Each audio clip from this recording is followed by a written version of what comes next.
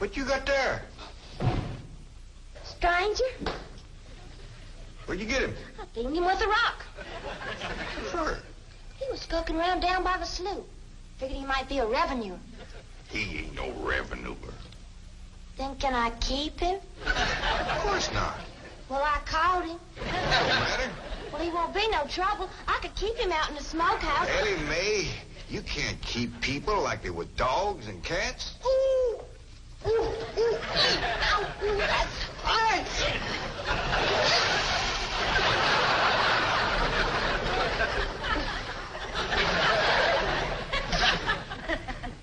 Who's that? Some feller Elly found nosing around. Beamed him with the rock so it'd be easier to tote. That there fella's from the petroleum company. What's a petroleum? I don't know. He asked me if he could do some wildcatting down by the slough. I said, help yourself. We're glad to get rid of the critters. What'd he say? Just kind of laughed. The last on him, there ain't no wildcats down there at that slough. No, it's too full of oil.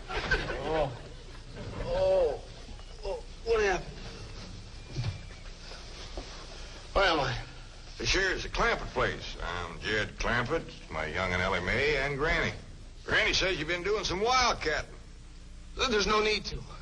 Mr. Clampett, that swamp of yours is full of oil. I could have told you that. Well, my company would like to pump it out. Yeah, I'd like that too, but I just can't afford to have it done. Oh, no, you don't understand. You see, you wouldn't have to pay for it. Oh, I don't take favors from strangers. No, Mr. Clampett, you see, you're a very rich man. How big a rock did you beam him with? No bigger than a hedge apple. Listen, I've got to call my office in Tulsa. Have you got a telephone? A what? A telephone? Well, maybe one of your neighbors has one. It's well, down in this country, it's probably a box attached to the wall. And, you talk into it, and they can hear you in Tulsa. Maybe you better sit down for a spell. Oh, I haven't time. Listen, where's the nearest airfield? Airfield? You know, Granny, that's one of them there fields sets up in the air. Oh, never mind. I'll find it myself. Listen, now don't you sell that swamp till you hear from me. I'm flying to Tulsa. Now he thinks he's got wings.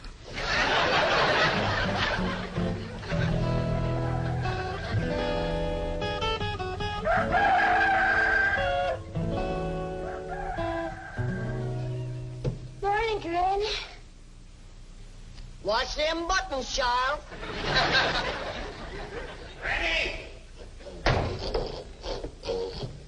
Them pigs of yours got into the corn. Did they drink much? I reckon they did. This here little fella was kicking blue blazers out of the mule. That's the trouble with razorbacks. They such a mean drunk. Yeah, this wouldn't happen if you'd stay in the house where you belong.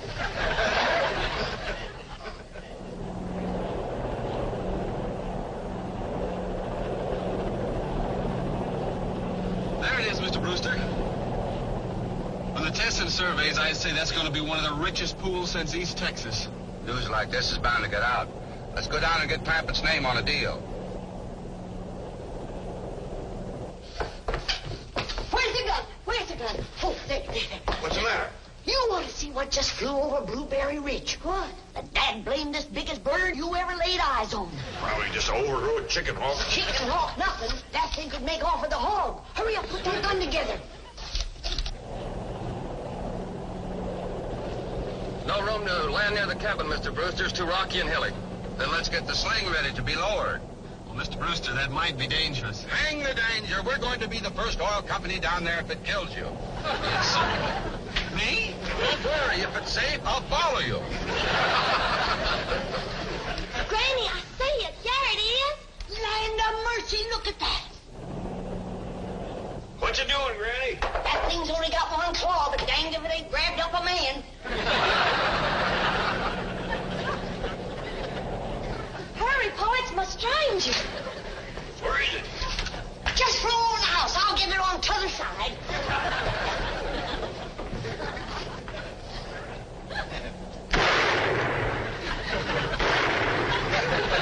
You kill it, Granny?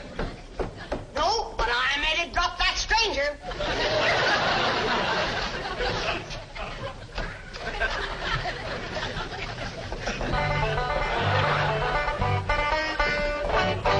Maybe out here in Beverly Hills. Pa, could I please have the axe? I gotta split some wood for Granny. Fetch it, Jethro. Ain't this place got a wood pile? Not that I can find. But I found a whole row of black old dead tree trunks, pretty near as high as this height. Is it kind of big for you to tackle? Well, shucks, no, Pa. They're only this big around, and all trimmed and topped and strung together with a black rope, so as no matter which one you cut, the others keep it from falling. Somebody had a right smart idea there. Just the same, I think I'd rather have Jethro do the cutting. Oh, Pa, let me. Ah, cutting trees and chopping logs ain't no work for a girl. I'm just as strong as Jethro. You ain't neither. I am so. You ain't neither. I am so, too. You want to wrestle? Darn too. Now, here. That ain't no fair fight. Somebody's gonna get hurt. Now, yeah, you see? You're getting too rough. Jethro. A person can get crippled from a hold like that. Get up from there. I can't up the Jeff. You turn him loose and get up from there before I take the strap to the boot. Now, here, you get out there and chop down one of them tree trunks and saw Granny some nice logs. Yes, sir, Uncle Jeff. Could have whooped you if you hadn't tripped me. Happy? Come back here and sit down. I want to talk to you. Whoop them fair and square, and I'll do it again. You won't. That's what I want to talk to you about. Elly Mae, you're getting too big to wrestle with boys. I ain't as big as Jethro. Big that way, I mean, growed up. You're a young lady now. You gotta start minding your manners and fixing yourself up real nice and wearing dresses. Pa, folks would call me a sissy. It ain't sissy for girls to act like girls. You see, Elly, I raised you like a boy, and I was wrong to do it. I reckon every man liked to have a son, and you was my only young'un. And when your ma passed away, I just decided to turn you into a boy. By the time Granny come to help out, you was too wild to tame. By thunder, you could outrun, out-climb, out-fight, and out-shoot every boy in them hills. I still can, Pa. Yeah, but it ain't fitting. It ain't right for folks to go against nature. Now look at old Duke here. Reckon we could turn him into a cat. Of course not. That's right. Because nature made him into a dog. It's the same way nature made you into a girl. Here lately, she's getting more and more positive about it. You mean my ears is grown? No, nothing like that. You're pretty. Oh, Pa. I know you don't like it when I say that, but you like it when the young fellas around here come in saying it, and they will. Only they'll probably be using words, fancy words I won't even understand. But Elly Mae, ain't nobody can ever tell you how pretty you really are, Symphony. You're the living picture of your mom.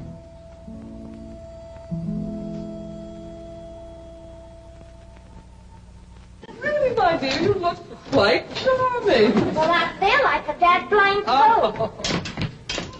Just a moment. Get out now, I'll be right back. Oh, that was my Pa. I take it he's a gardener. Oh, yes, ma'am. Pa just can't wait to commence gardening. Apparently. However, as though I admire his enthusiasm, I must forbid him access through the main entrance. Now, tell me about the rest of the staff. Is there a chauffeur? A what? Someone who does the driving. Oh, yes, ma'am. That's Jethro. Of course, I don't reckon he can stay around very long. He's got to get back to Oxford and go to school. Oxford? He attends Oxford University? Well, he just calls it school. Pa went to school there, too. Oh, yes. Old school time. Great pride, those Oxford men. Sorry I couldn't stop before. Granny was having trouble in the kitchen. Paul, do I have to wear this here stuff that Miss Hathaway... No, there can be no appeal from Mr. Clampett's orders. Thank you, ma'am. Glad to see you taking the firm hand. Elly May, that's right pretty. Makes you look taller. She's got me walking on pegs. We'll run in and show Granny. And get rid of those old clothes, dear. Granny, I presume, is the cook. Yes, ma'am, but she ain't too happy about it right now. I shall deal with her directly. Now, let's see. Maid, gardener, cook, chauffeur. Oh, I understand Jethro is an Oxford man. You bet he is. I'm quite anxious to meet him. Don't blame you. Fine-looking young fella. Single, too. And he's on the lookout for a girl. Oh. I am only interested in the intellectual rapport which I would naturally have with an Oxford man. I presume you went to Eton as a boy. If I know Jethro, he went to Eton the minute he was born. Yes, of course. I suppose his father matriculated him. I kind of think maybe it was his ma. Oh, well, no matter. At any rate, he's an Eton man. That he is. Matter of fact, Jethro won the Eton championship. Oh, marvelous. What was he champion of? Eton. Yes, I know. But what was it? Cricket? Oh, no, it was crawdad.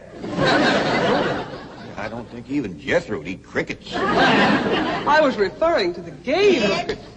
Jed, where's the axe? I'll bet you, Granny. You talk to Miss Hathaway. And just why does Cook need an axe? I've hit this with everything I could lay a hand to. I even whomped it with an iron skip. You are supposed to hit it with a croquet mallet. All right, where is it? I don't think I'll tell you. There is a time for work and a time for play. Now then, what are we cooking for Mr. Clampett? Well, I don't know what you're cooking him, but if he wants any victuals from me, somebody better shoot a possum. Possum? You got a better idea?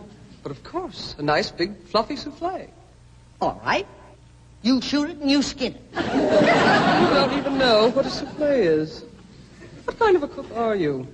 I'm a cook with a stove that don't draw, food that's froze solid, chickens that can't be caught, eggs that can't be broke, and a smart alecky city woman telling me my business. That's what kind of a cook I am. Mind your tongue, little woman. I can have your job. You sure can, and the sooner the better. Jethro's coming, and just wait till you see what he's got. Thank heaven. Now I can have an intelligent conversation. Look, Granny, I caught that big chicken. I hope it ain't as tough as its egg. That is a flamingo.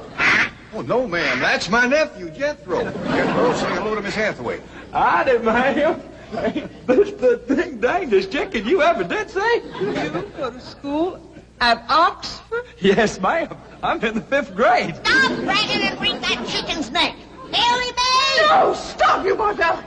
Don't harm one feather of that beautiful bird. I've taken just about as much as I'm going to take from you. Yeah, Granny. Elly, you get the fire going under the big kettle outdoors. Young lady, where is your maid's uniform? I ain't going away. Oh, yes, you are. No, I ain't. Oh, yes, you are, if I must subdue you forcefully. I wouldn't try that.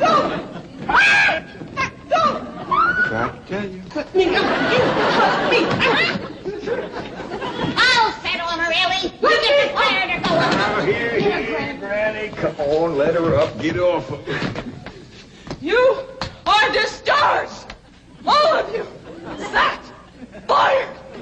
You are the most incompetent, insubordinate, belligerent group of domestics it has ever been my misfortune. Hathaway! Ah, Chief, you're just in time to help me take disciplinary action. You're fired. I've already told them. Not them, you. These people are the Clampetts. Clampett? Yes, that's right. Now go back to the office and pick up your severance pay. You are through. Now, Mr. Drysdale, hold on a spell. I reckon there's been a kind of a misunderstanding. But this little lady's been a right big help to us. Why, she fit in just like one of the family. Matter of fact, her and me is going out hunting. Ain't that right, Miss Hathaway? Yes, indeed. Yeah. Jethro, you can take that pink chicken back out to the cement pond. We're going out and shoot us a nice big fluffy souffle.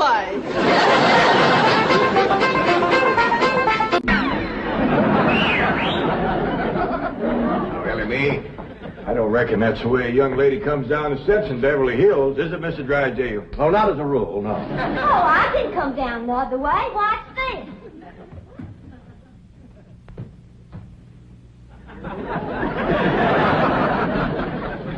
How's that? Well, that's not exactly what I had in mind. Well, show me. No, my secretary will show you. Oh, she's in town doing some shopping for you. Oh, what's she getting me? Well, now, that's going to be a surprise, Ellie, but it's some things you've been in needing, and they're going to be pretty, and you're going to like them. Things I've been a needing? A set of muskrat traps. A 3-blade frog sticker? Nope. A ready-made slingshot. Now, Ellie, you way off the track. Now, you wait till Miss Hathaway gets here, and you'll see. Yes. Well, I'll be pushing along to the bank.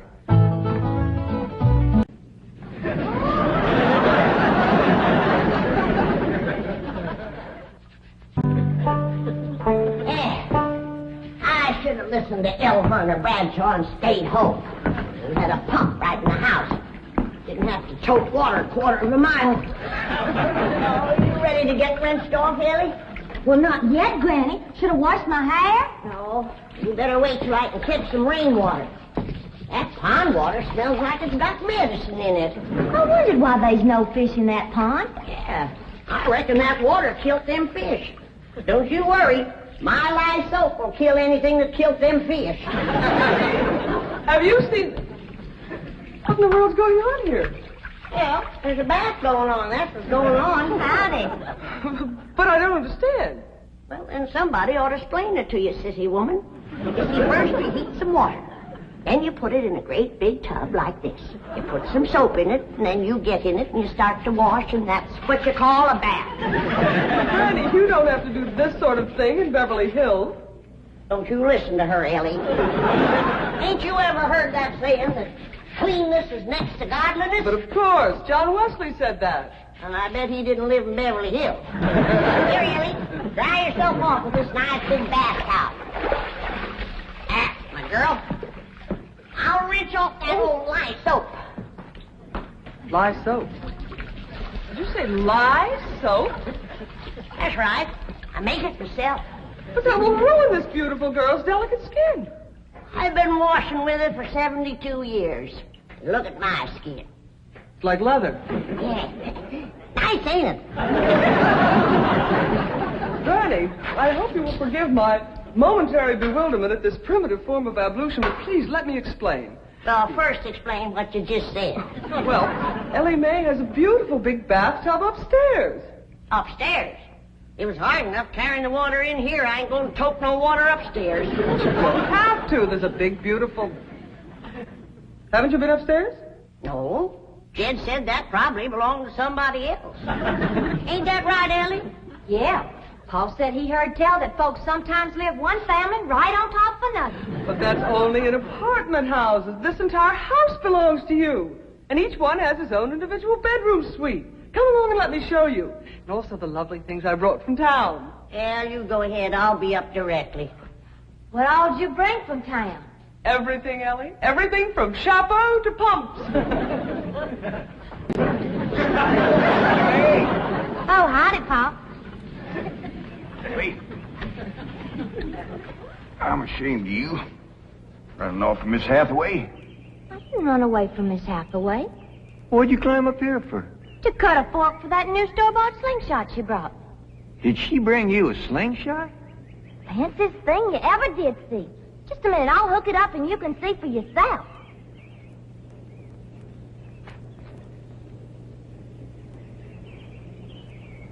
Look at that.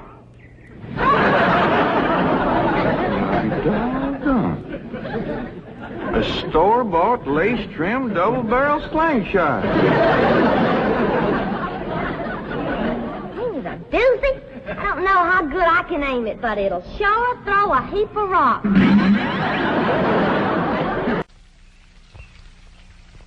Over here, Ellie, now. I want to talk about drinking. Hey, look, everybody. Ella Mae's wearing a dress. How, Mr. Drysdale's in the house to see you. All right. My, ain't she pretty? Yeah. But, Elly, You're showing too much bare hide.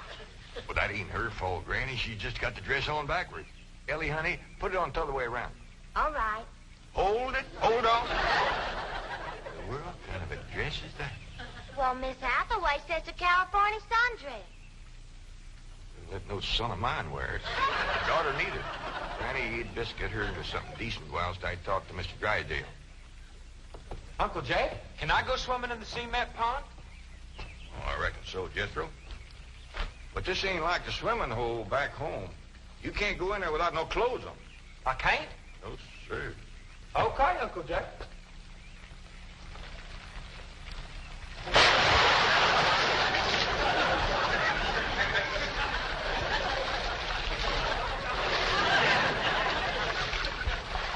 Someday I gotta have a long talk with that boy. Indeed, this is a marvelous invention. With this instrument, you can talk to anyone, any place in the civilized world. We talk to my cousin Pearl? Oh, yes, of course. Right now? Yes? Elly, me.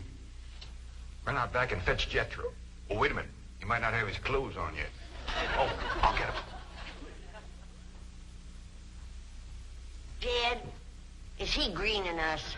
Can we honest to goodness talk to Pearl on this thing? You heard what he said.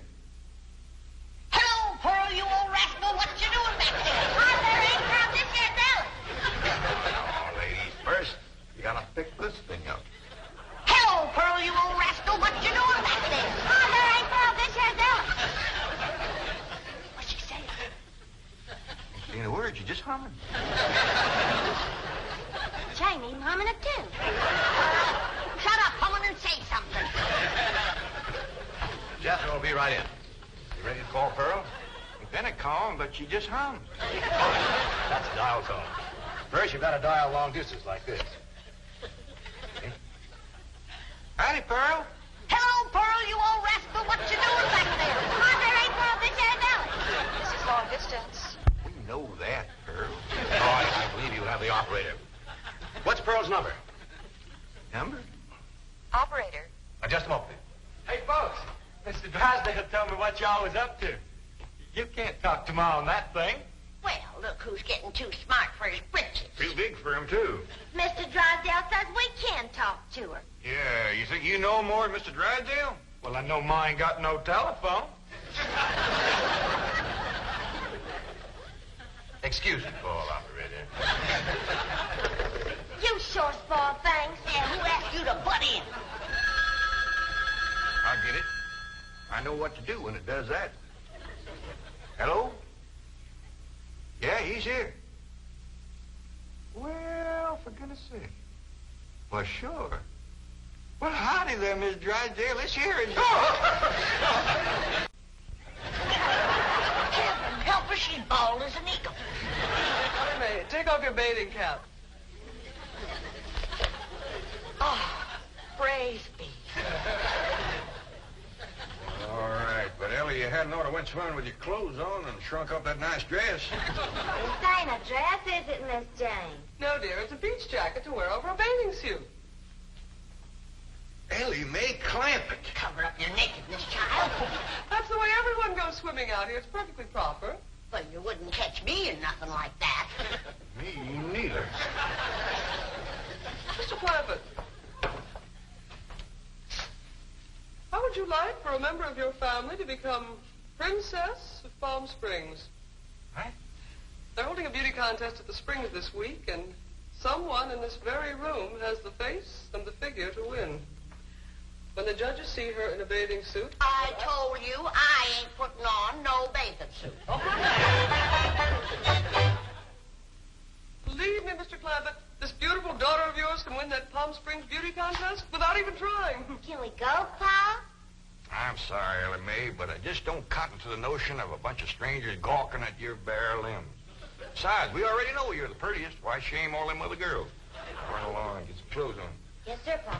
Mr. Clampett, I do wish you would read... Mrs. Drysdale. Well, I come around the side of the house, and I see this here lady fighting with a furry-looking varmint. Turned out it was Miss Drysdale. No, Uncle Jed, it was a fox. Lady was Miss Drysdale. Oh, yeah. So I grabs up the shotgun, and I says, step aside, lady, and I'll shoot it. Well, instead of that, she whipped around and threw that thing in the air. Well, I shot it on the fly with both barrels. Blew my wife's fox fur to shreds. I wonder if she fainted dead away. I caught her just in time. The chauffeur had to help me get her into the car. She was out like a light. She was stewed to the gills. You said it took 2 men to get her back in the car. You know, Jethro, could be that there fox was Miss Drysdale's pet. Why in tarnation would she want a sneaky old fox for a pet? 'Cause them kind of people are liable to do anything. What kind of people? Ask your pa. Well, I reckon I can't protect you from the ugly side of life forever. You see, Miss Drysdale is what city folks calls what was her husband called it, Granny? Hypochondriac. Yeah. That means she drinks a little. Little. Her own husband said her bedroom was full of bottles.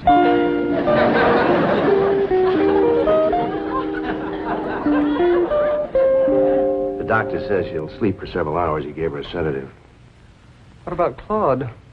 Oh, she insisted that he have a sedative, too. Poor dog, he's probably the first canine hypochondriac. Well, let's be thankful for one thing, Mr. Drysdale. What's that?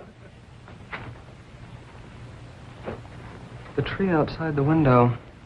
It completely obscures her view of the Clampett estate. Yes. And if that tree should ever lose its leaves and she gets one look at those hillbillies... It shall not happen. The Clampetts have agreed to accompany me to Palm Springs. Fine, fine. Now, you keep them there until I get Margaret back to Boston. Can do and will do. Maybe it's for the best that you know about that poor woman next door, Elly. Now you can pitch in and help us get her cured. Yep. I'll need you to help find the makings from a sobering up mash. That's what I'll give her first. But Miss Jane said she was taking us to Palm Springs. Folks don't run off and leave the neighbors when he's in trouble. What all you gonna need for your sobering up mash, Granny? Well, most of the stuff I got. But it takes coon root, wretchweed, sourdough, skunk oil, chimney soot, spider webs, horse mint, snake wort, pepper leaves, chicken gizzards, stump water, coal oil, slippery elm ooze, and turpentine, and a few more things that's secret. Oh, and the biggest toad you can find. Granny, you use a live toad? That's just for testing. I give it a swaller to see how far it jumps. Last time Granny used a sobering up mash, set a new record. Clean over the top of Elverny Bradshaw's clothesline. That's tall jumping for a toad. Oh, this wasn't no toad. This was Elverny's husband, Homer. It was him Granny was sobering up. Well, Elly, if you're going out in the brush hunting stuff for Granny, you'd best put on some old clothes. Okay, Pa. Well, let's get it going.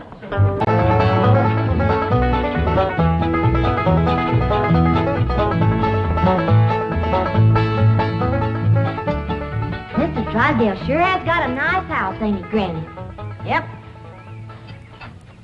Nice house, nice car, nice job. But the evil of drink has sure laid a heavy hand on his heart. Never forget, Elly, drinking is a curse. You take a drink now and then, Granny. Never more than a thimbleful.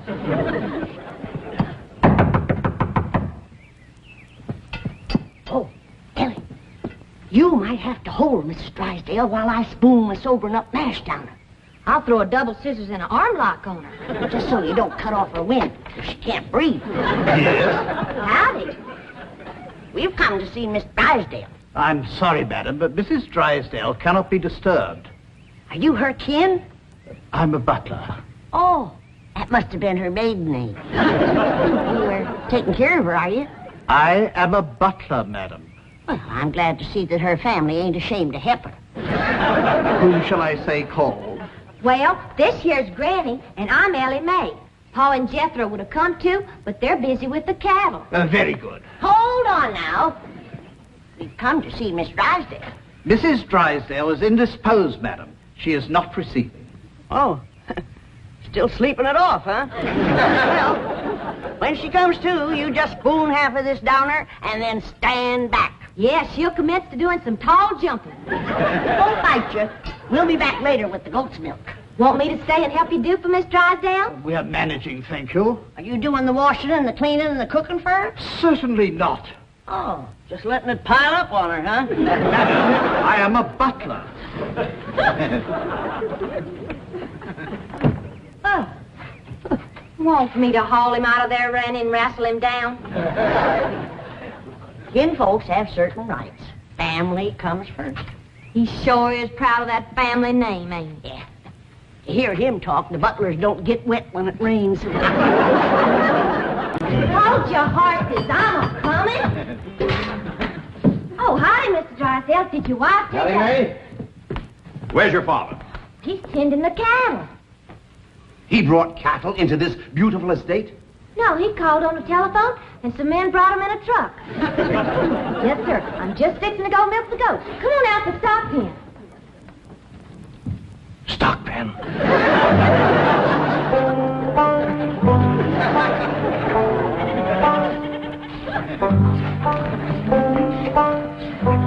Yes, sir, Mr. Drysdale. I finally took your advice and put some of my money into stock. How's that goat milk, Elly? Just fine, Pa. He sure is a dandy pen, Mr. Drysdale. Yeah, good stout fence around outside. Of course, that one across the middle ain't so much. Bulls already jumped it twice and ain't even mating season.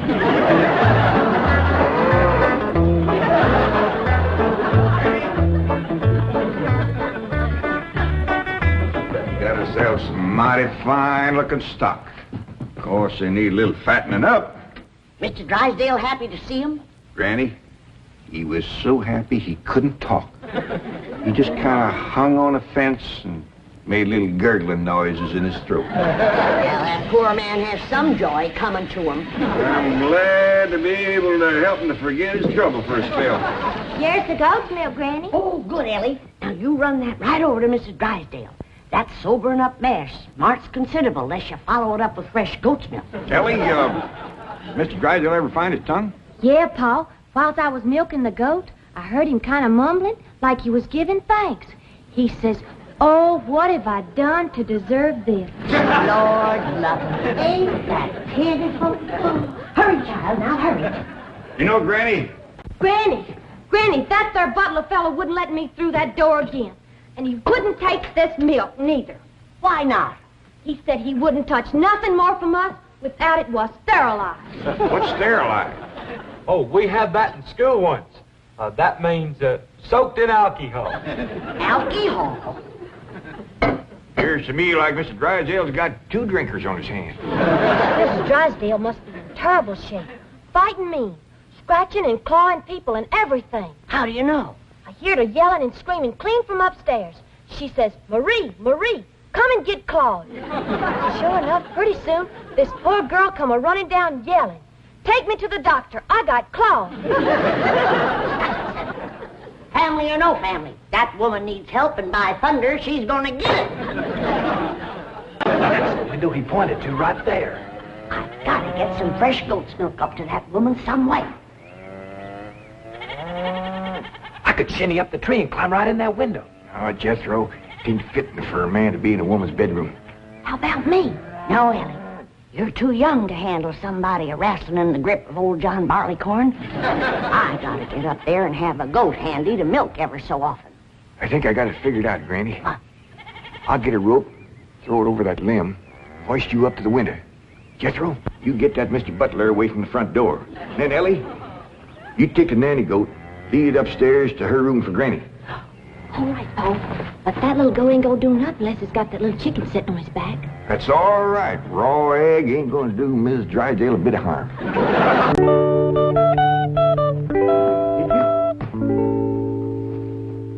Elly Mae Clampett. Why, you the prettiest thing I ain't never in all my born days. How'd an old mountain goat like me ever get a young'un like... You're a queen. That's what you are in that shiny dress standing there. You're a queen. Feel it, Pa. It's slicker than a toad's belly. I'll get it if it ain't. What kind of dress they call that?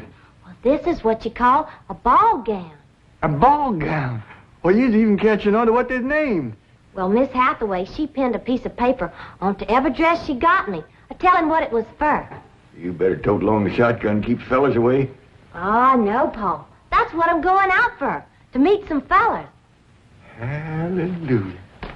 You know, you're going to find out something I've been saying is the truth. You don't have to dress up in boys' clothes to have fun with boys. I'm going to keep my promise, Paul. I ain't going to wear nothing but dresses for 3 whole days. And I'm going to keep my promise, too. If you don't have just as much fun as you did climbing trees and wrestling, you can go back to wearing your pants and shirt. Goodbye, Paul.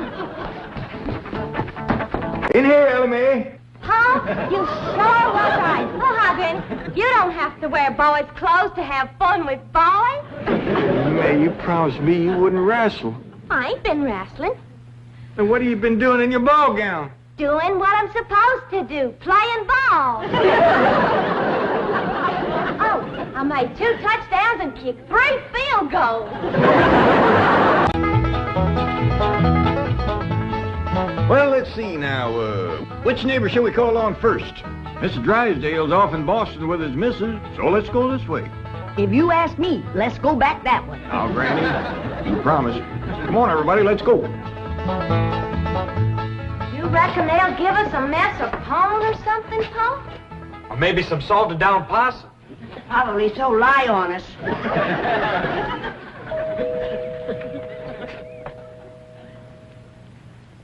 I'm not expecting anyone, Agnes. Oh, it's probably just some children playing trick-or-treat, ma'am. Howdy, ma'am. We's the Clampetts. You got something for us? Yes, Rose. Aren't you rather big for this? Yes, ma'am, we are. In fact, I don't see how anybody gets through that little door. Just a minute. Come in. Come in and set a spell, as you folks say up in the hill. Well, thank you. We got a lot of calls to make. But, this here is Granny. Howdy. Hello? I'm my daughter, Elly. Oh. My nephew, Jethro. Jethro. And I'm Jed. Hello, Jed. I'm Agnes. Just call me Aggie. Mighty nice place you got here, Aggie. Oh, shucks, 'tain't nothing but a heap of bricks, but we call it home. Well, sure is nice to meet up with you. Oh, now wait just a minute. I got something for you. Wait a second. Here you go, Granny, and Elly, that's you, and Jethro, you and Jed. There. Yeah, thank you. That's mighty neighborly of you. And you must come and see us sometime. Yeah, we'll go hunting together. Hey, Aggie, you like to play football? Love it. Well, there's a whole bunch of fellas that plays in the pasture down the way a piece. And they'd like it just fine if I could bring some more girls along. I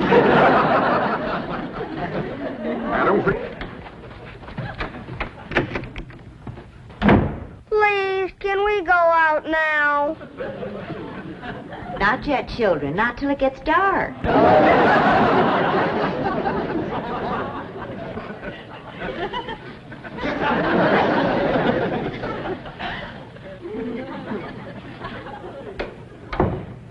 Ain't that the most pitiful thing? Heart-rendering. Just heart-rendering. Nice-looking woman. Friendly as you please.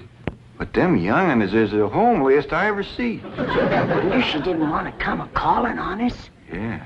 Reckon I'd stay home, too, if my kids looked like that. Kid, I ain't never gonna say a bad word about nobody. I know what you mean. Diggies, every house we went to, they was nice to us, wasn't they? Sure was, Jed. Hey, listen, everybody. I got an idea. Let's call up Cousin Pearl and tell her to come on out here. Uncle Jed, you can't call Ma on the telephone. Well, Mr. Drysdale said we could call anybody we had a mind to.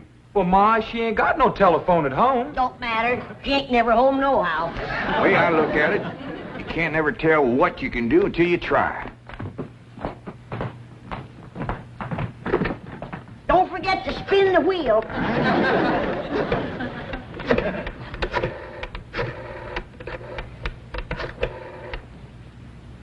Howdy, ma'am.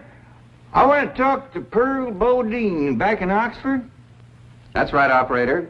J.D. Clampett in Beverly Hills. Jed's sure gonna be surprised to hear me talking at him on this thing. Oh, they're ready to make the connection. Hello? Jed! That you, Jed? You betcha it is. Hello, Pearl, you old rascal. What you doing down there? How's all right, Pearl? This here's Elly. Jethro talk in a minute, but first I want to say something.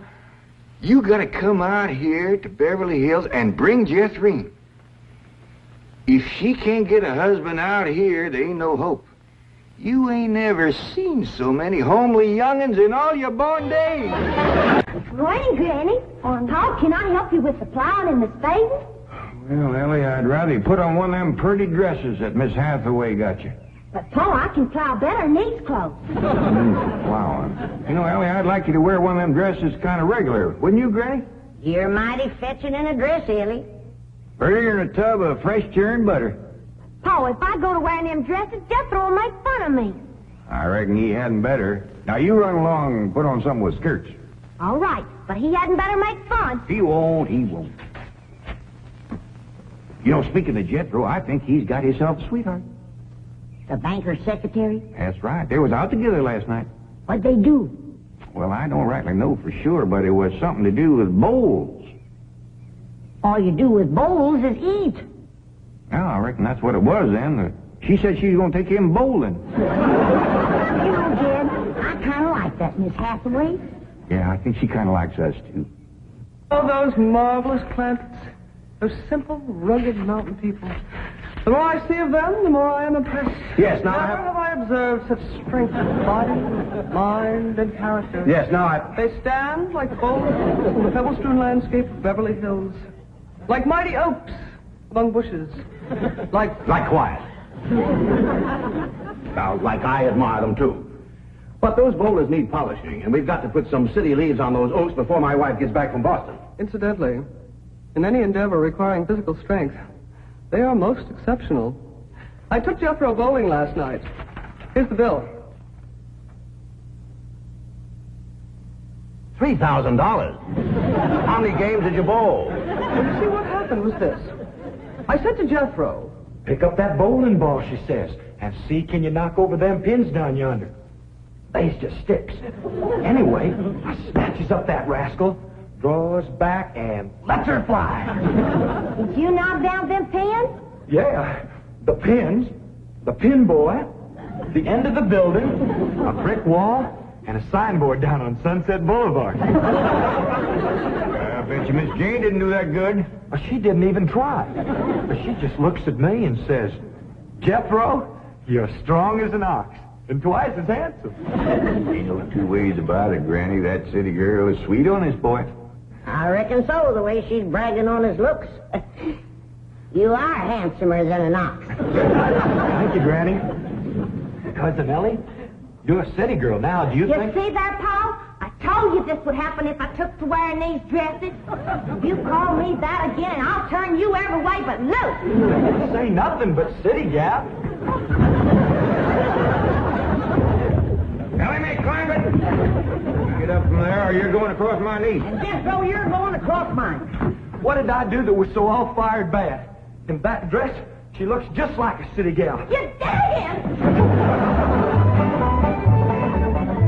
I think we better go out there and see she don't hurt him.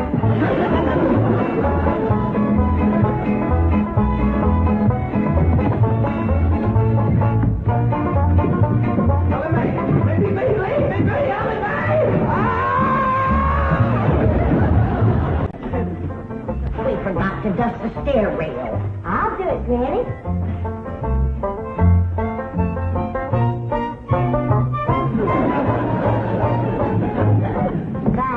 Wearing boys' clothes does come in handy sometimes. Hi, Ginger Granny. I think we got her all spick and span for the company. They ain't a speck of dirt no place. Can I go swimming now? Me too? As soon as we help Granny clean up the kitchen.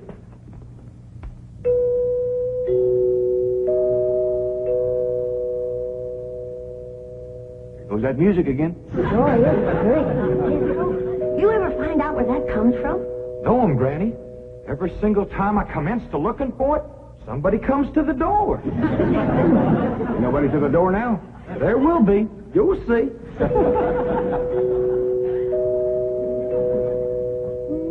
Doggies, that's nice. I'll pitch in and see can we find it. You're wasting your time. I'm a-telling you. Before you can find it, somebody will come to the door. There, you see? Happens every time. I remember, Ravenswood. I'm counting on you. Don't fail me. You have my word, sir. I've been butler and valet since boyhood, as was my father before me and his father before him. And I've yet to meet the man or woman who posed a social problem too difficult for me to handle. That's the spirit. Howdy there. Remember me, Mr. Butler? No! Ravenswood, come back! You gave your word! Come back, you coward! Come back here! I'll cut off your friend's benefits! Ravenswood probably forgot something. He'll return shortly. Meanwhile, this is Marie. This is Drysdale's upstairs girl. Marie? Lady Clampett? Howdy. Jethro Bodine? Elly Mae Clampett? And Grandma Clampett. No, ma'am. I am a Moses. Pardon? Granny's related on the wife's side. They's the Moses family from Tennessee. Then your name is Granny Moses? Grandma Moses. That's right. There was a very famous Grandma Moses who painted primitives. I've whitewashed a few myself. I'll show Marie to her room. Listen, Marie, honey. Over here, you got the run of the house. You don't have to hide upstairs. Ain't nothing wrong with that girl, but want some good cooking will cure her. She's half starved. Poor thing is so weak her knees keeps a buckling on her. She's kind of pretty, though, for a skinny girl. Just wait till she gets a mess of Granny's grits and hog gel. That'll fill her out. Till I'll get some of cooking. Guess that butler fellow will be coming back directly. Oh, and Granny, we have some of that salted down possum belly that Ma sent us? Well, I reckon it is kind of a company meal. Granny, open up a jar of them pickled crow gizzards. Now, Jed, we don't want to spoil these folks. They might get to thinking we eat like that every day. Baby, will you do something nice for me? Sure, Paul. Will you go get into that pretty dress again? Oh, Paul, Jethro will make fun of me. No, I won't, Elly Mae. Cross my heart. Why, That's my darling. Thank you. And then you be real nice to Marie. She's had a bad life. I'll be nice to her. She's pretty. Let's all be nice. Bob, I wanted to go swimming. Now I gotta go put on the old dress. Cousin Elly, you look awful pretty in a dress. Honest you do. Do I look pretty in that there city girl? You look prettier than that there city girl. That did it. Come on and fight. Now, Elly,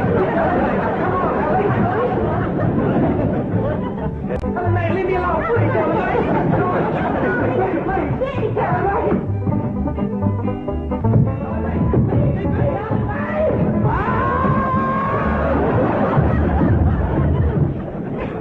Dish up a mess. No, please. I only came in to bring you a message from Miss Hathaway. She's preparing to paint the family portrait, and she wishes to know if you all will sit for her. May I tell her that you will sit for her? Well, yeah, I reckon we'll do that. Merci.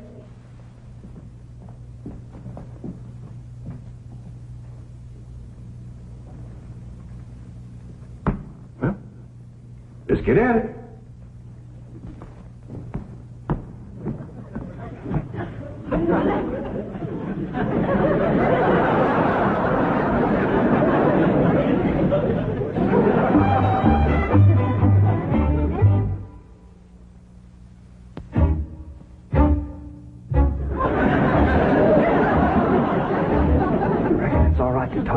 Sitting? Yeah, I reckon. Found out something about Marie. What? She's scared of Mr. Butler. How'd you know? I asked her to go swimming with me, and she says he wouldn't allow it. What business is it of his? That's what I said. And she says he's a butler, and I'm just an upstairs girl. And I got to do whatever he says. We'll see about this. Oh, dingies. Mr. Drysdale find him and give him a whooping. Oh, kiss him, Granny. Oh, Elly, you go put a dress on like you promised. Très belle, très charmant, très ravissant. Don't you dare use them kind of words to a lady. What do you say, Granny? I ain't sure, but it sounded dirty. If your daughter was pretty and charming, oh, you're so different from all the others. You're like a beautiful city girl. He had not have said that. Oh, Mary, Oui, Miss Jane. didn't you say the Clampetts had agreed to sit for their portrait? Oui, they said they would do it. What is it? I believe it to be self-preservation, madam. No!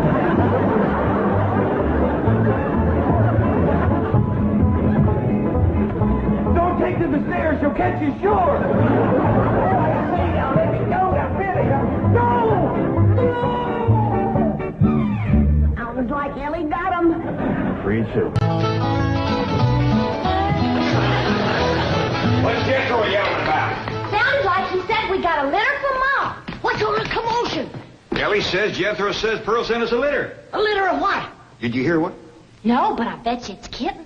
Kittens. Pearl's always trying to give away kittens. Well, there y'all are. Where's the kittens, Jethro? What kitten? Senior Moore send us some kittens? Just a minute. Nope, just a letter.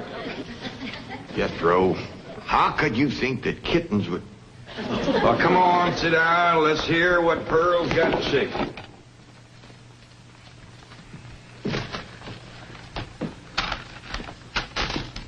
Dear son and kinfolk, I take pen in hand to say we are all fine back here. How are you all out there? Just fine, Pearl. That's right. Jethro, I hope you are making good marks in school out there. Ma thinks I'm going to school. Are you in the 5th grade like you would be here? Doggy, Jethro, I clean forgot about putting you in school. We're going to have to get you started today. Can I go too? Well, now, I think Miss Hathaway's got plans to put you in some girls' school. Can I go too? Jethro, I just said it was a girls' school. That's why I want to go. I like girls. I don't. Let's get finished with the letter. After that, we'll take care of school. Your sister, Jethrine, had a narrow escape. A city dude tried to take advantage of her. What does that mean, Paul? Well, that's, well, Granny will explain that to you later. Tell us more about the city dude, Jethro. His name is Jasper He. Jasper, he. That's a funny name. Oh, there's a dot in there. His name is Jasper. He wears patent leather shoes and spats on them. Don't sound too neat, does he? He seen your sister at the cabin when I went there to keep an eye on it for Cousin Jed. I know what Pearl went there to keep an eye on. Mr. Brewster. Well, now, Granny, Pearl's a widow woman. She got a right to look. I ain't knocking it. I got my eyes open myself.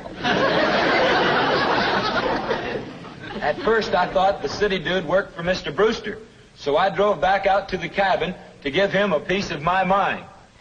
I could put a bug in that Mr. Brewster's ear. Look out for feathers. Feathers? The more Pearl has her eye on a man, the more feathers she sticks in her hat. Mr. Brewster throwed his arms around me and held me in his strong embrace.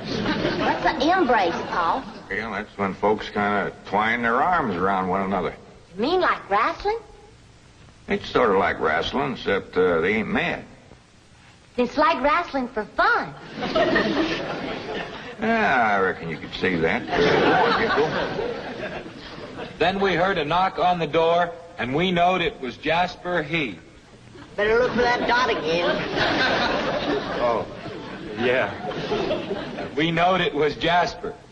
He was there to get Jethrine. Her beauty had set his heart to burning with flamin' desire. What's flaming desire, Paul? Well, Granny will explain that to you later. Well, I'll try. But you're sure counting a heap on my memory.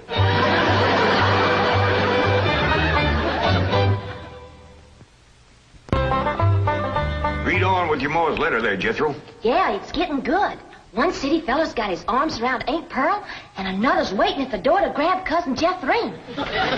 My only thought was to save my daughter. So your sister Jethro has got herself a steady fella now. He says he is going to ask for her hand someday. I hope he will take the rest of her, too. Ha ha. Give my love to all and be a good boy. I am going out now to mail this letter and get some more feathers for my hat. As ever, your loving mother. Gee, sure nice to hear from Ma.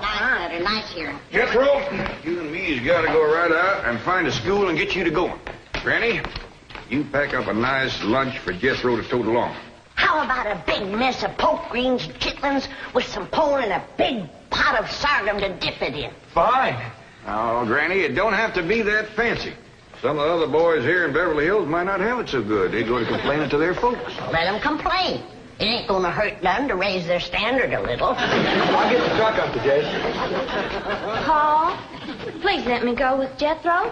I can help him fight if the big kids in the 5th grade goes to picking on him. I know for sure that Miss Hathaway has got other plans for your schooling.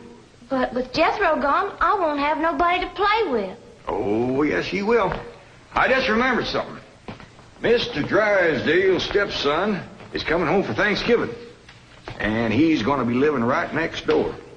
And you can play with him. Mr. Drysdale gave me some pictures of him. Here's some pictures of Sonny. That's what they call him, Sonny. He's been going to a lot of schools, and you ought to know some real good games to play. Ain't he something? Yeah, but what? Well, he's a boy. Are you sure? Elly, just because he's wearing... Well, there's Jethro. Now, you keep thinking about how much fun you're going to be having with him right next door. You know, he does kind of favor that movie actor, Rudolph Valentino. Here's Jethro's lunch. I didn't have time to fix much, but it'll hold him till he gets home from school. I got a little surprise in there. I've been saving it for a special day, and I reckon this is it. What is it, Granny? Deviled hawk eggs. Doggies. Makes me wish I was going to school. Granny, here's Jethro's school clothes. You want me to help let him out? Oh, well, thank you, Elly, but let's see what has to be done. Maybe they fit him already. That's supposed to be a hat? I reckon so. What's that? Well, Jethro said it stands for POTS. Pots? That's the school he's going to. Pot school. Hell, he'll be learning a good trade. If there's something folks always needs, it's pots. Jethro can make you some dandy new ones once he catches on to it. Who in the Sam Hill is supposed to wear that? Well, Jethro, I reckon. Jethro couldn't have wore that at 3. Paul said it'd take some letting out. Letting out? There ain't enough seams in the whole world to let that out. How's it going, Granny? Are you getting my uniform already? Jethro Bodine? No, Granny. Over to school, it's Bodine Jethro. Elly May, leave the room.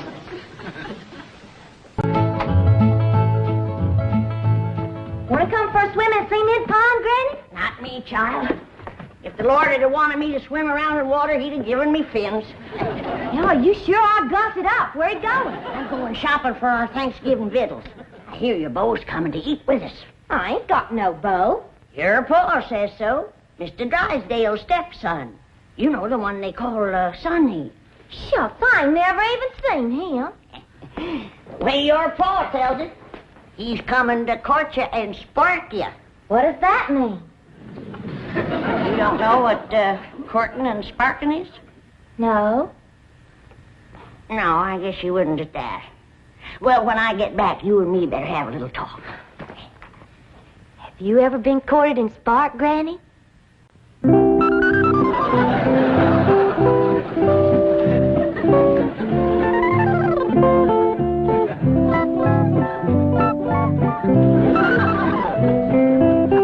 That's the Clampett girl, Elly May. Oh, Dad, you're sensational. Of course I'll date her. Good boy. But, Sonny, she's not a blue blood. The color may not be right, Mother, but I sure dig that crazy container. Oh! Wow!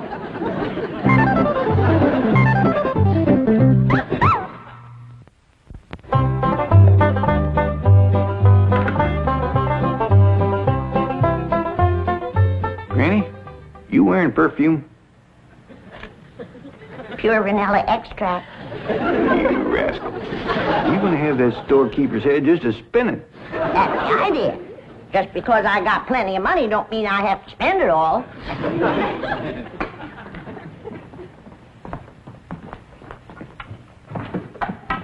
Howdy, Paul. What you doing? Oh, I'm fixing some turkey stickers for a company meal. Oh, say, Elly, Yeah, Paul. is there anything you don't know about the birds and the bees? No. How come you to ask?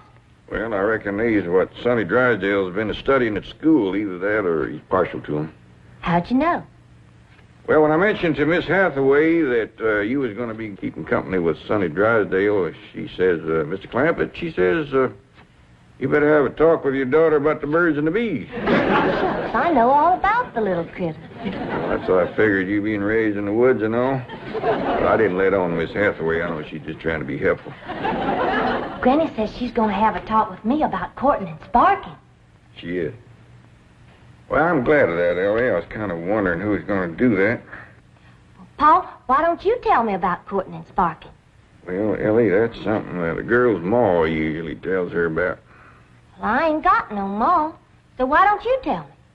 Well, Granny'll do it when she comes back. Well, what if she don't get back before Sonny Drysdale comes? Then I won't know how to court and spark him. Well, you ain't supposed to court and spark him. That's what a feller does to a girl. How? What does he do? Well, he gets himself all slicked up, shaves real close, shines his shoes, puts on a stiff collar and a clean shirt. And he goes to calling on the girl, toting a nice big store-bought box of candy. Hot diggity dog, I'm gonna like courting and sparking. It's only the courting part. I ain't got to the sparking yet. What's that like, Paul? Well, she invites him to come in the parlor and sit. And they usually sit on a sofa or something, him on one end, her on the other. Yeah? Well, then he goes to carefully, little at a time, scooching down to where he's within reaching distance of the girl. Sonny Drysdale gonna do that to me? He might. And when he does, that's when a girl has got to be careful. Don't you worry, Paul.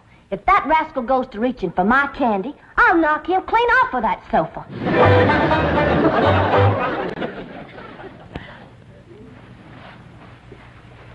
Is he toting a box of candy, Granny? He sure is, honey. All tied up with ribbon.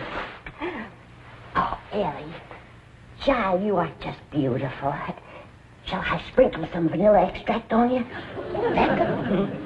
No, I better not. Sometimes that drives them wild. Elly, I didn't get to talk to you about courting and sparking. Oh, that's all right, Granny. Pa told me. Oh, all right, now you follow me. Don't be nervous.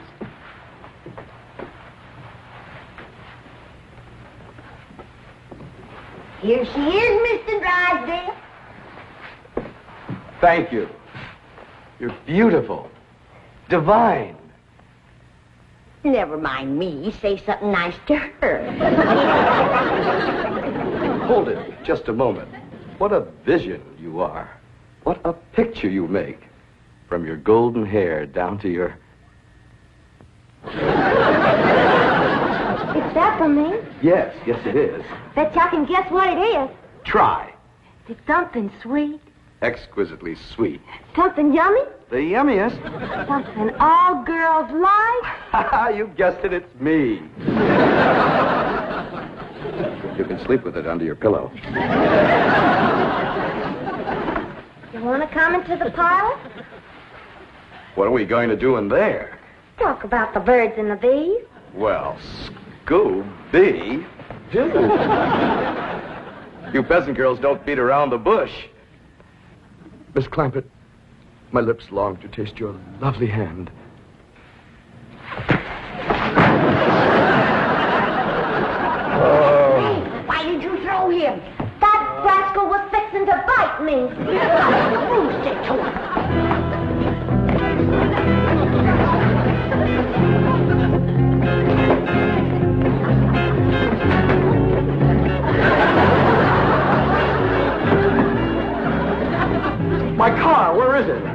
Oh, it did good, ain't it? Ain't nobody can find where we put it. Big oaf, I'll destroy you.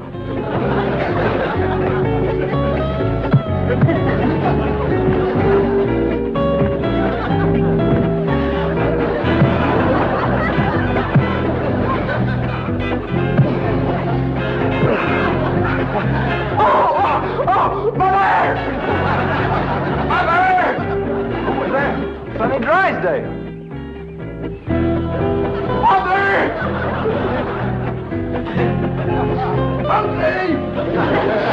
Mean critter, Jed. Yeah, Pa, he bites.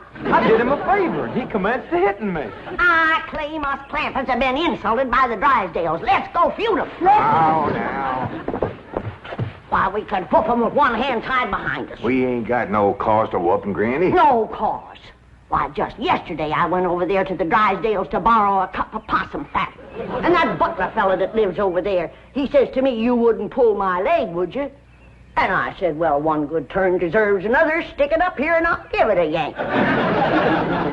And do you know that he slammed the door right in my face? Let's go. Now, hold on. Now, we're all going to calm down. We'll go next door, talk to Mr. Drysdale. We'll straighten this whole thing out. Come on. There. Mother's baby is going to be all right. Was it just a dreadful experience, darling? Dreadful. Margaret! Sonny! The Clampetts are here. They followed me.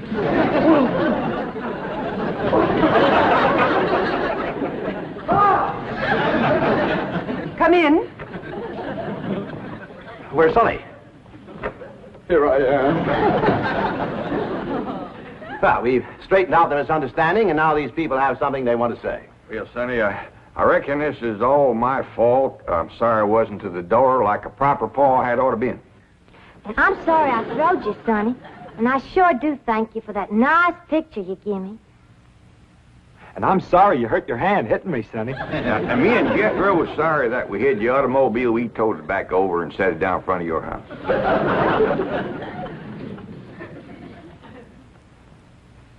Well, I can't think of nothing I'm sorry for. But we sure would be proud to have you all come and take Thanksgiving victuals with us. Sonny and I wouldn't think Of passing up an invitation like that, Sonny. We'll be there, all of us.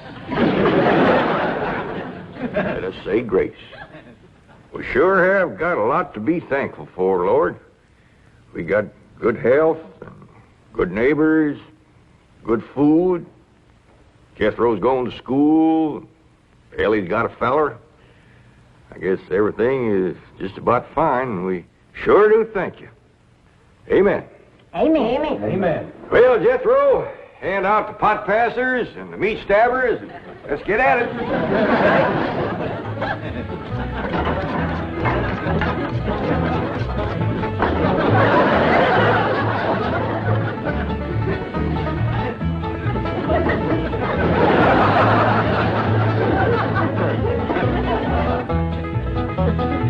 Debbie's on drumstick.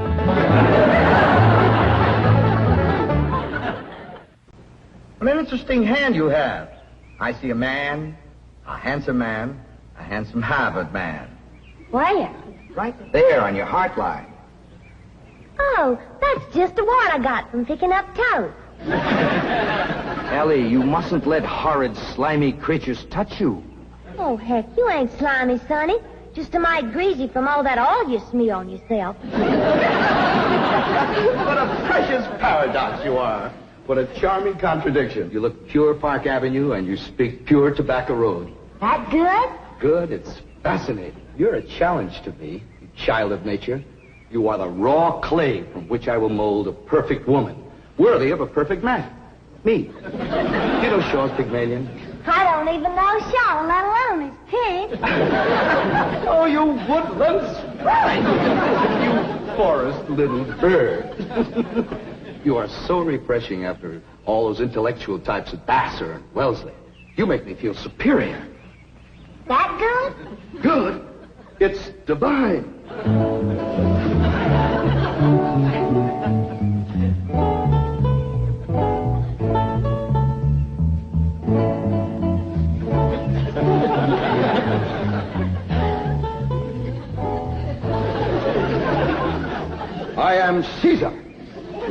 fair-skinned captive, a barbarian slave? Shall I drag you through the streets of Rome behind my chariot? Or shall I throw you into the arena with my lions? No, Caesar has other plans for you, my little savage. You shall be my slave, yes, but only the invisible bonds of love shall make you my prisoner. Come, I shall strum upon my lyre and recite odes to your beauty. What say you to that, fair maiden?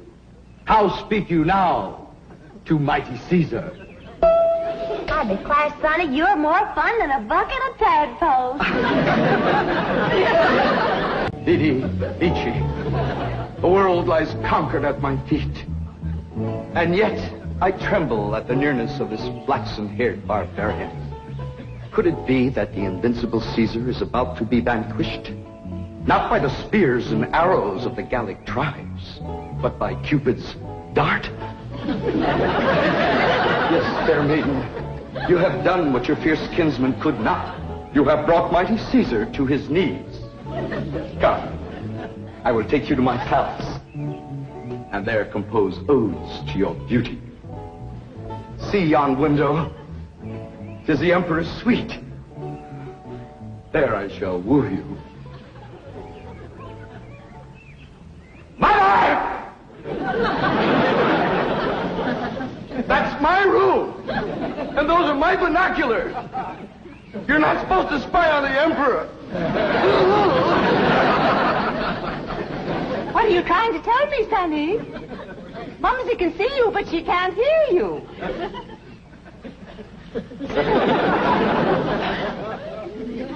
Yes, darling, Mumsy is watching.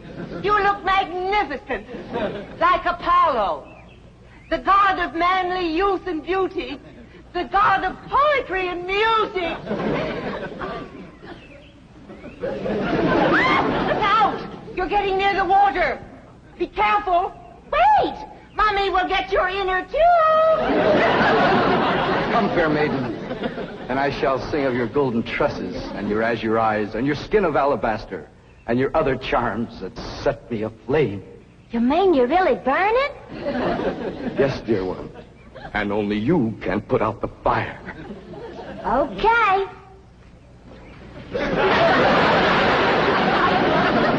How's that, Sonny? You feel better now?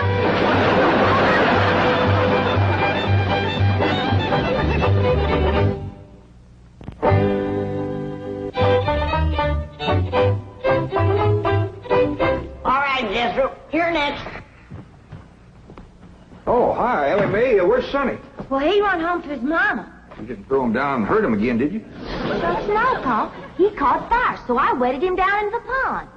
Sound like you done the right thing. How'd you catch fire? He said it was my charms that set him to burning. What charms was you toting? Well, just my sack of crawdad bones and my buckeye. You never heard of crawdad bones and a buckeye starting a blaze? What happened to your rabbit's foot? I didn't have it. There you are. You can expect trouble when you ain't toting a rabbit's foot. You know what my teacher over at Pot School said about toting a rabbit's foot? What? She said it's a superstitious invocation contradicted by scientific knowledge. It's always nice to know you ain't been doing something foolish. Don't you worry none, Elly. You go jump into a purty dress, and I'll walk you up a love charm that I guarantee'll bring Sonny Drysdale back. Here you are, Elly. One guaranteed love charm. Guard it with your life. What's in it, Granny? Oh, I dasn't tell you. Leastways, not just yet. But I'll give you the secret before I go on to my reward like my granny done to me. I'll guard it too, Granny. Granny? Granny, Mr. Clampett tells me that you've conjured up some sort of love charm for Elly Mae. Right here it is. It's made out of all secret stuff. That is ludicrous, irrational, sophomoric, and pure hokum. You didn't even guess one ingredient. No, Granny. Don't you come spying. I'm telling you for the good of the country. If the secret of this love charm ever got out, I shiver to think what might happen. I wouldn't want it on my conscience. Hear me now, mongrel. Neither sleep, nor snow, nor vicious beast shall keep me from the side of my beloved. Here I come, ready or not. So, you still think it won't work, huh? That is correct. All right, Elly. Open up the pouch, mate. Now, when I drop this starting powder in it, quick close it, press it to your heart, and say, darling, darling, my true love, come a-swooping like a dove. Darling, darling, my true love, come a-swooping like a dove. This is Elly! Elly! I have flown to your side in spite of all danger. What fate, what power have I to thank for giving wings to my feet? That little old charm maker, me.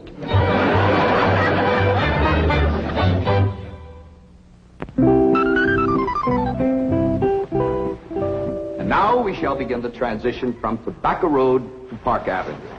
Now you watch me closely and I'll show you how to develop perfect posture and grace of movement.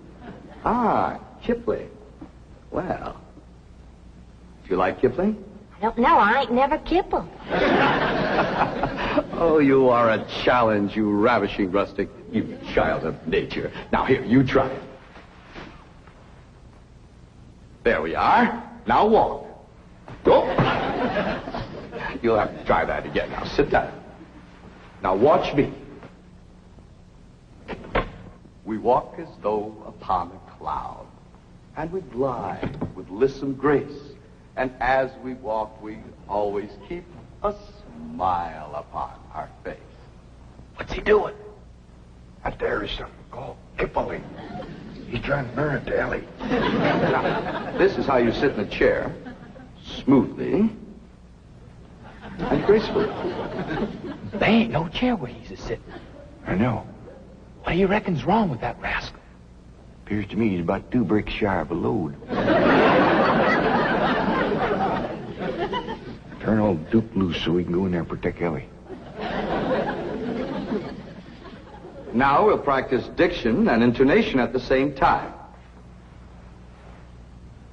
How now, brown cow? How now, brown cow? What's he talking about? He thinks old Duke is a cow. You best fetch Granny. Appears to be she's threw too strong a charm on that boy.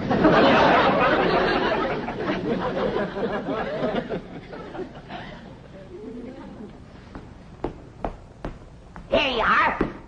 One guaranteed charm. Now, you hold the bag while I sift in the starter. I know this is all a lot of absolutely ridiculous nonsense. Please hurry. Darling, darling, my true love, come a-swooping like a dove. I better open this door before he busts it in. Miss Jane! Here he is. Granny's love charm is too strong. Don't fight it. It's bigger than both of us. Circled on me. Granny, come quick. The love charm you throwed on Sonny Drysdale was too strong for him. Thank you, Granny. How now, brown cow? How now, brown cow?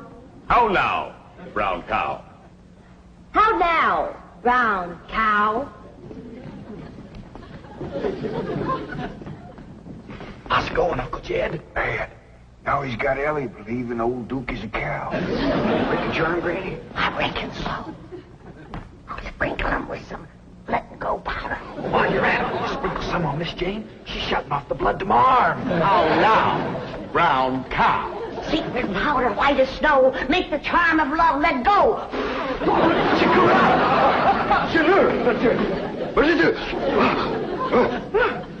The spell is broken.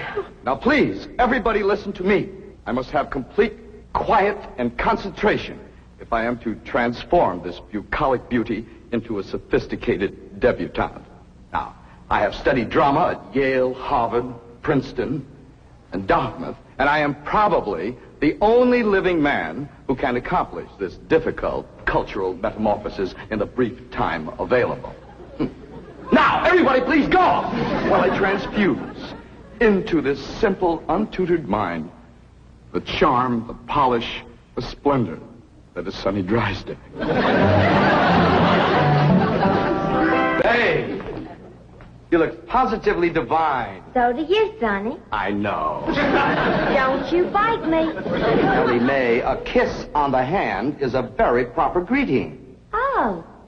Come on, everybody. Kiss Sonny's hand. Please, never mind. On our way. Well, have a nice drive, y'all. Skip. And if you... My baby shoes. Aren't they cunning? Awfully stiff. I don't see how you ever walked in. Mother had them bronzed. Didn't help much. They're still stiff. What's this thing? Oh, that's my teddy bear. His name is Pooh. Would you like to kiss him? Well, not especially. I guess you'd rather kiss me. I'll kiss the bear. Oh, I guess you're not in a very romantic mood. A little music will remedy that. You like to dance? I ain't never tried. Well, you're in for a divine experience. I'll teach you. Now watch.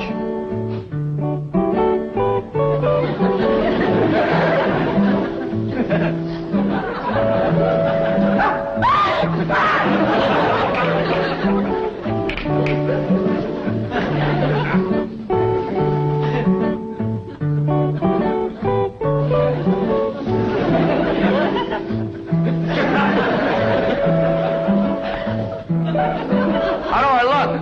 Like something's hurting you. Maybe some rose thorns are sticking your gums. Enough of these preliminaries. Come here, my dear. Are you frightened? No, that ought to be. Yes, you're in great danger. How come? You're in a man's room alone. No, I ain't.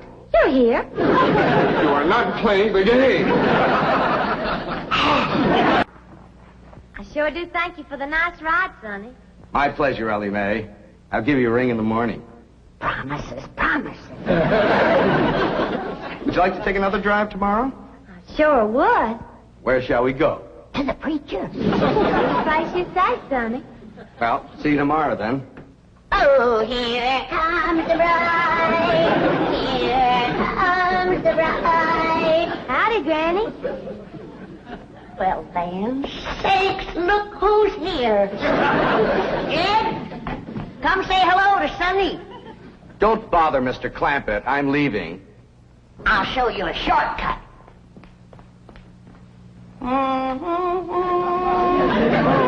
Howdy, Sonny.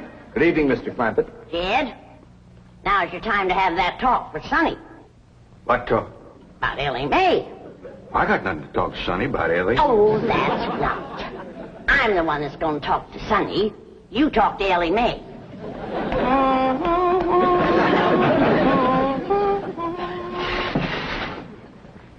Did you have something to tell me, Paul? Well, I hadn't planned on it, but maybe now's a good time. Sit down. Elly, Yeah, Paul? women folks like your granny, your Aunt Pearl, seem to set great store by matchmaking. They just can't rest easy till everybody's paired up, and the sooner the better. Now, your granny wants you to marry up with Sonny Drysdale. Do you want me to marry up with him, Paul? Elly May, there's only one thing in the world I want for you, and that's to be happy. Do you reckon I'd be happy married up to Sonny? Only if you love him. Well, how do you know if you love somebody? Well, I can't exactly explain how you know, but when it happens, you know. You don't need nobody to shove you. You just can't wait to get married. Now, do you feel that way about Sonny?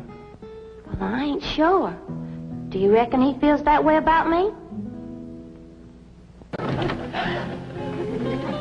Jethro says they got Paul. Come on, Granny. The Drysdales got Uncle Jed. I dropped him off at the bank, and when I come back, they carried him off somewhere. Ambushed him, that's what it was. That butler feller. He told them he was coming, and they laid a trap for him. What'll we do, Granny? Eye for an eye and a tooth for a tooth. They took one of ours, we'll take one of them. Where's your gun, Jethro? I give it to Uncle Jed. I reckon the Drysdales got him. We lost the first battle. They took our leader and our best gun, but we ain't lost the feud. Come on. Jeb Stewart says when they think they got you licked, attack. When he opens the door, you grab him. Elly, hold his gun. Yes? Okay, Granny, let's go. Cut me down. Put her down, Jethro. We don't want her. Who don't? We don't. What's going on? There's a feud going on. You know something, Elly? Feuding's fun. Jethro, put her down. They got one of our men folks. We're going to take one of their men folks. How about we take her along as kind of an extra? No, not unless they captured one of our women folks. Elly May, you go in there and surrender. I ain't gonna do it. Jethro, put her down. How about I towed her as far as home and then let her escape? A little at a time. Wait, what's the meaning of this? She's the one we want. You towed him, Elly. My arms is full. Jethro, put her down before I take you to the woodshed. You look awful busy, Granny. Maybe I should go to the woodshed and wait for you. I think I'd better call the police. Stop in your tracks while you're able to make them. Now you turn around. Walk towards our house. I refuse to take one step. Now, you want to walk or you want to limp? You better run to the telephone, please. Never mind her, Jethro. Shoot the telephone wire. Miss Hathaway and Mr. Drysdale. They's holding Pa prisoner. Come on down. We'll stop them at the gate or blast them at the barricades. Jethro, they's a-coming. Get ready to do battle.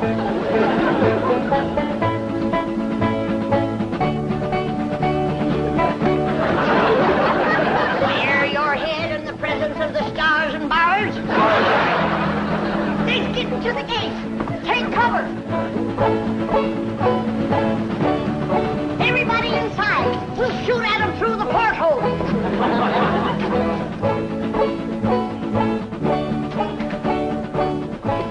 You won't hit Pa, will you, Granny? Don't worry, honey. I can hit a new-laid egg out of the nest without budging the hen. I'll get the egg.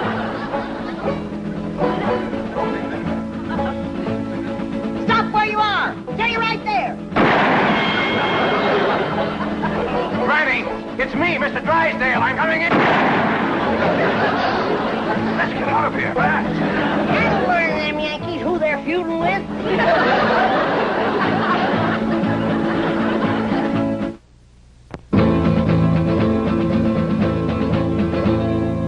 Now here's the Drysdale mansion where he's fleeing like a rat since Granny put a bullet through his $20 hat. But even here he can't escape the scourge of Tennessee, 'cause she's got Elly spying from the tip-top of a tree. Granny, they took Pa over to the Drysdales' house. Come on down. We'll go get him.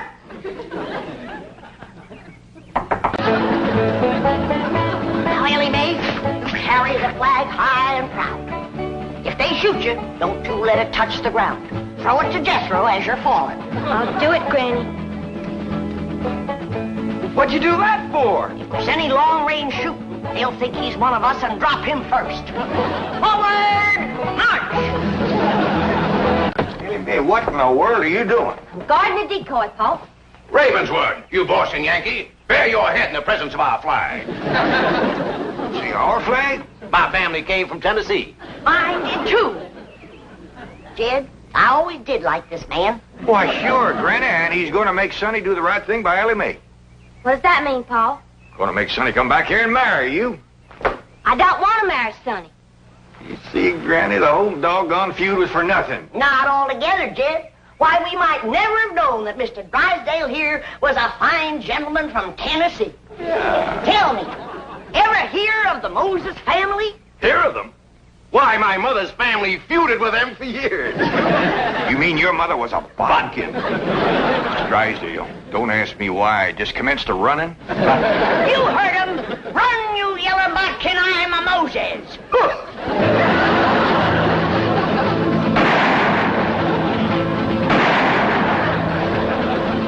For a city feller, he sure can run. Like a scared rabbit.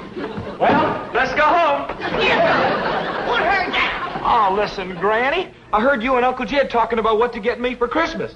This here'll save you shopping. Oh, you can't take her home for Christmas. Now put her down.